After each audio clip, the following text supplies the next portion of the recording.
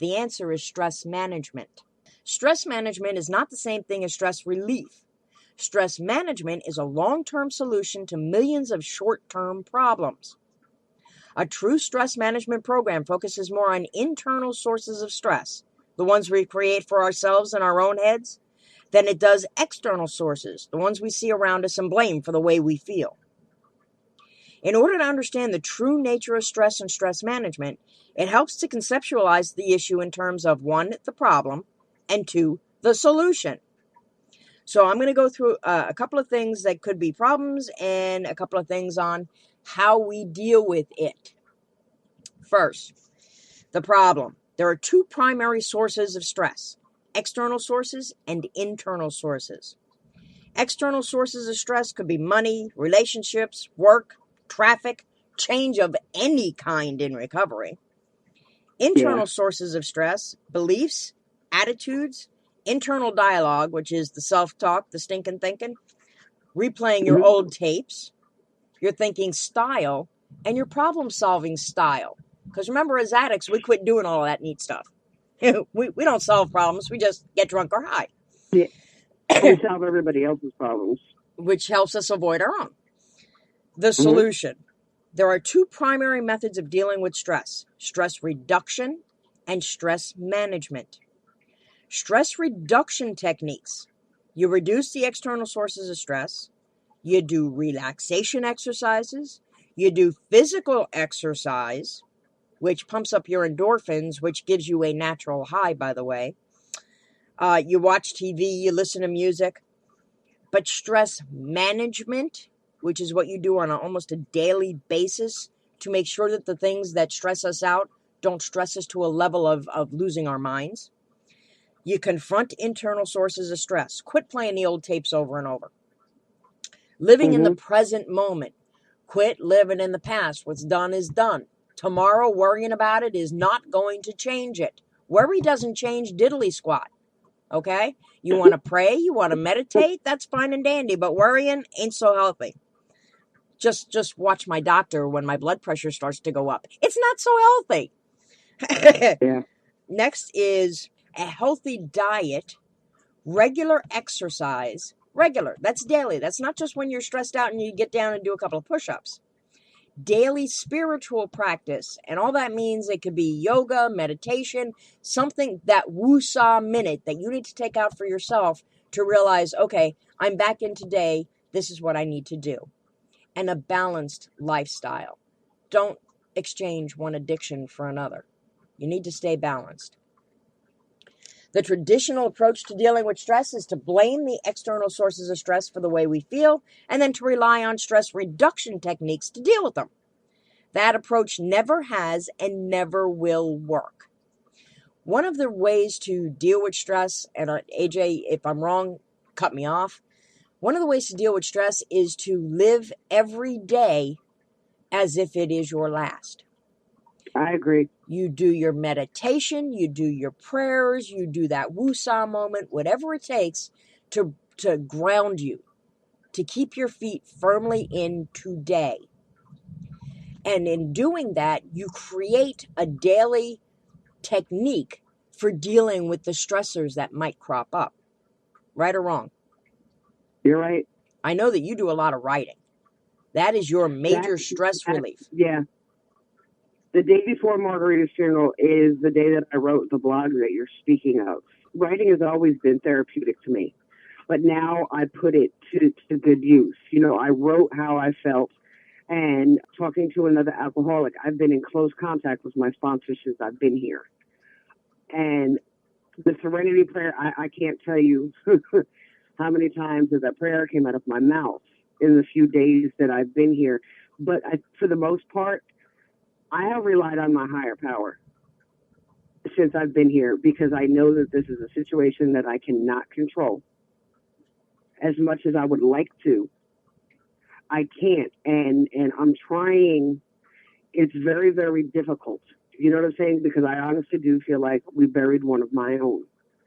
But it's not something that I can change. And I know in my heart of hearts, even if I did drink and it would make it go away, it would also make my life a living hell because I'm not going to be able to just stop. You know, I'll come back home a drunk, and what is that going to prove? Nothing. Absolutely, positively you've worked too nothing. hard for that. You have worked too hard for that.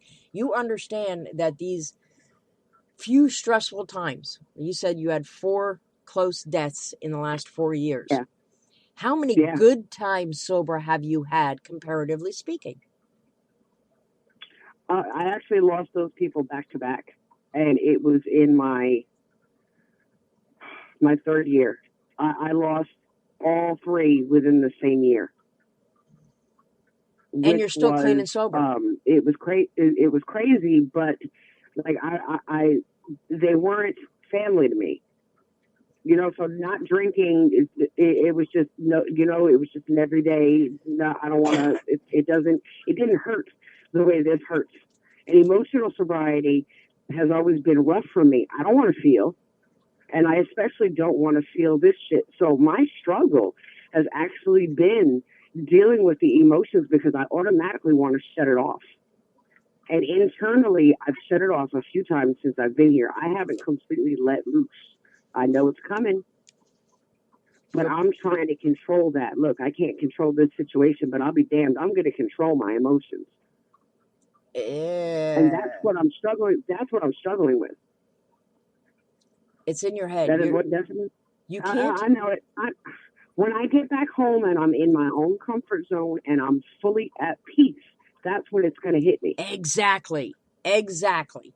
You know that there is a time and a place for you to just sit down with your own head and do what you need to do. For instance. And I'm gonna turn into a blubbering idiot, and so be it. Yes, so but be it. I can't do that here because I'm under the stress of being around people that I haven't seen in over a decade. And I'm trying to deal with her death, and I'm trying to deal with people pulling me in 1,000 different directions because they want to see. It's too much monotony. And in order for me to go through the stages of grieving and just deal with it the way I know I'm supposed to, I have to be home. Yes. Effective stress management requires 2 basic things. Alter our lifestyles to accommodate healthy daily practice and go inside our own heads and confront and change our dysfunctional thinking. We talked about if you had this loss, even within the first 6 months of your recovery, what do you think you would have done? I'd have been trashed. Because you had. There's no way. No. I think that the largest reason for this is because in the beginning recovery, we haven't been able to change our stinking thinking. We haven't been able to yet put into practice daily so that it becomes second nature to us, our stress relievers, and how to deal and cope with those problems. Had it been the beginning of my sobriety, I would have justified it and said, well, I haven't been sober that long. I can just start over. That really would have been my attitude. And I'd have been trashed, and I would not remember any of the good times since I've been home because it hasn't all been bad. I got reunited with a family, you know, and we picked up right where the hell we left off. But that's what family does. All kinds of retarded and whatnot. What? It was crazy. It really, it has been. I miss and I love them. And see, back in the day when we were hanging out and we were family and whatnot, we were all going through that wild partying type thing. But now we've been reunited as adults. There you go. So it's different. We're going to come back to that. We're going to our next commercial break, brought to you by Trans Life Matters. They specialize in transgender, opiate addiction, elder abuse, grief and loss, individual and couples therapy, relationship conflicts, infidelity, depression and anxiety in the greater Tampa Bay area. You can find them quicker and faster at rainbow411.com. We'll be right back. Ladies, gentlemen, and everyone else, tune in to your life at GLBT Talk Radio, GSHradio.com. Bookmark it, baby. Okay, what are you wearing right now? Nothing. That's right. So mommy's going to teach you how to dress yourself. Underwear always comes first, name tag at the back, then pants, then shirt. Get the first button in the right hole or you have to start all over. Socks going first, then shoes, right on right, left on left. With shoelaces, just take the ends, cross them over, switch the loops, the rabbit goes down the hole, pull tight, and you're left with bunny ears. Got it? Why are your pants on your head? Most parenting's hard to do in just 2 minutes.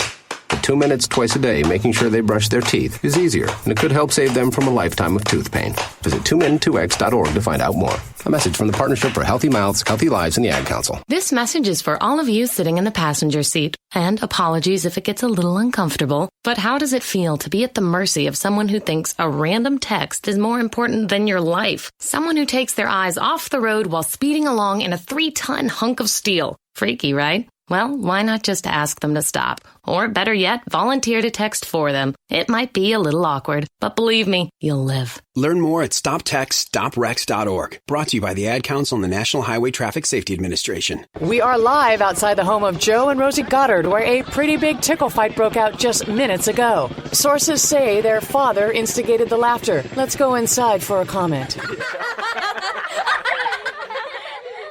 Apparently, they have no comment. Dads, let this be a reminder that it only takes a moment to make a moment.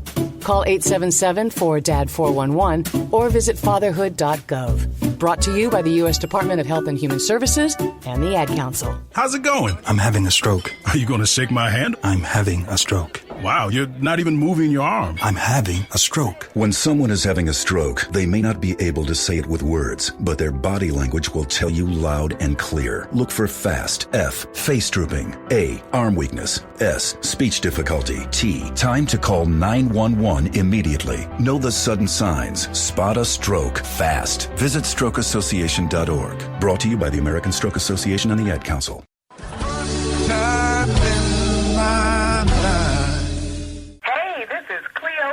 Nana from Mike and Molly, and you're listening to GSHradio.com. Hey, hey, hey!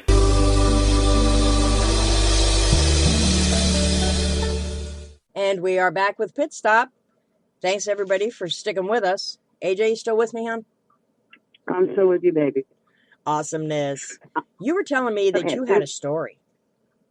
Yes, I have a story. When I first got sober, in fact, it was my very, very first meeting. And I got there and I was sitting there very unsure of whether or not I was supposed to be there. And I was nervous and all of this other bullcrap. And there was this guy that walked in and he was very somber. He didn't speak. For some reason, I was drawn to him. And I watched him throughout the whole meeting. And then towards the end, he raised his hand and he spoke. And he told us that right before he got to the meeting, he was in the hospital where his wife had just passed.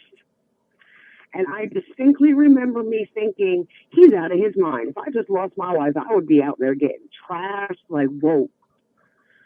You know, I could not understand how he could be where he was, but I understand it now. And that's the difference between I understand it completely. That's the difference between first going into recovery, where everything is really hard. You actually have to put your mind to it and tackle each of the things that you need to do for full recovery. And then a couple of years down the road, we keep telling you it gets better, it gets easier, it becomes second nature. What AJ is going through right now is the reason why it becomes second nature. Because you're not thinking about picking up a drink, right? No, I don't have the obsession to do it anymore. And Once that's what the obsession is gone, then everything will be okay. But if I did pick up a drink, my obsession would come back tenfold. Oh, sure it would. And I would just keep going and going and going. And what is that going to solve? Nada. You know, I lost Margarita. If I started drinking as a result of it, I'd go home and I'd lose my wife and I'd lose everything else. Now, you have too much pride in yourself and what you've done. You have become a new person again, and there's no reason to go back to the way you were. You know that wasn't healthy. It wasn't good for you. I wouldn't want to. I really would There not. you go. I thank God. I'm sitting here and I'm going through all of this and I'm in the middle of it. But right now, I thank God that he has given me the opportunity to go through this sober, because these are memories that I'm going to take with me forever. Exactly. Too many times you binge drank, and didn't remember anything. And if you were doing that right now, then you would not remember seeing your old friends and reconnecting with family and doing the things that you are doing right now that you should be doing. It's perfect. Yeah. All right, we're going to get back to effective. I'm putting my own program to work. What is it you told your sponsor when you talked to your sponsor? What did you tell him?